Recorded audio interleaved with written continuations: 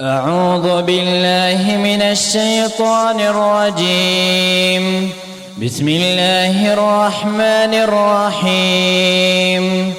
وقضينا إلى بني إسرائيل في الكتاب لتفسدن في الأرض مرتين ولتعلن علوا كبيرا فإذا جاء وعد أولاهما بعثنا عليكم عبادا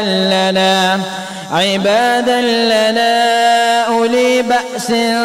شديد فجاسوا خلال الديار وكان وعدا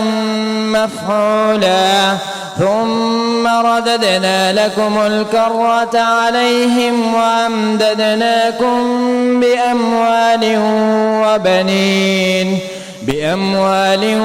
وبنين وجعلناكم أكثر نفيرا إن أحسنتم أحسنتم لأنفسكم وإن أسأتم فلها فإذا جاء وعد الآخرة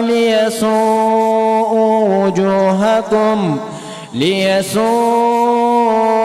وجوهكم وليدخلوا المسجد كما دخلوه أول مرة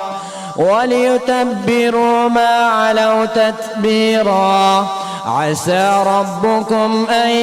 يرحمكم وإن عدتم عدنا وجعلنا جهنم للكافرين حصيرا إن هذا القرآن يهدي للتي هي أقوم ويبشر المؤمنين الذين يعملون الصالحات أن لهم أجرا كبيرا وأن الذين لا يؤمنون بالآخرة أعتدنا لهم عذابا أليما.